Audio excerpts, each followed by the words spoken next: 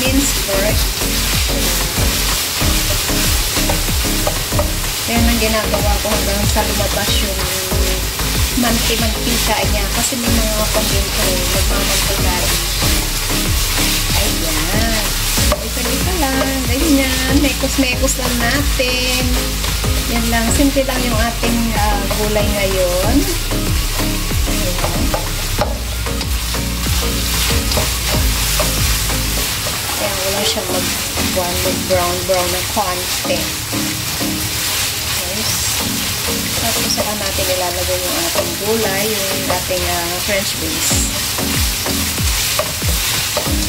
Late na nga akong nagluto. Hindi pa tapos yung isang nag-premiere doon. Nakatambay lang siya.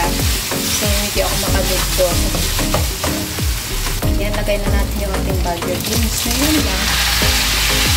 Yan lang ang kanilang gulay, guys. Simple lang. Ayan. So, isa-isa lang.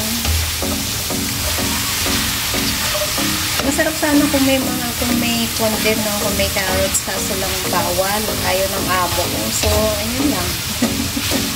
Kaya lang ang aming gulay.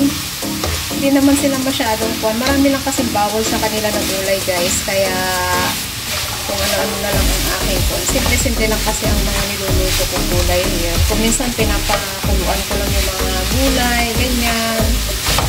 So, lagyan natin ng oyster sauce. Ayan. Ayan, lagyan natin. Siyempre, ang ating oyster sauce si Panda din, o, diba? Ayan.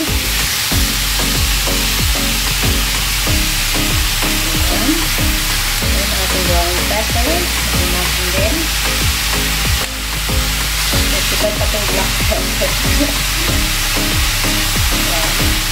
Mekos-mekos lang natin yan. Ayan, okay. Halo-halo. Ayan.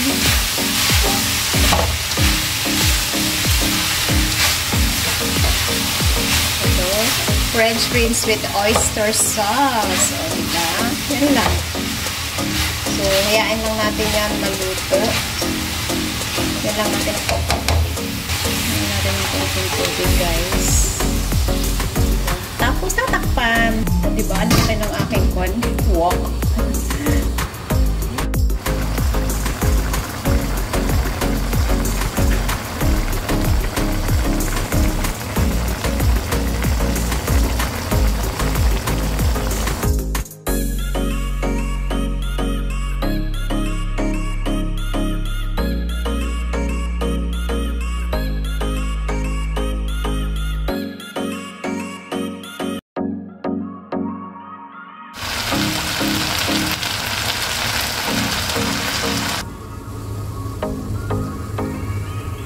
Ayan na, nakaluto na tayo mga kapanda.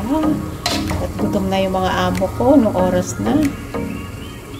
Ayan. Ang simpleng gulay. Ayan na mga kapanda, ang ating French beans with minced pork and oyster sauce. Ayan guys, yan lang ang kanilang gulay. Napaka-simple lang guys. Pero masarap. Yum, yum, yum. Thanks for watching everyone. Marami pong salamat and ingat. God bless. Mwah, mwah, chup, chup. Mwah.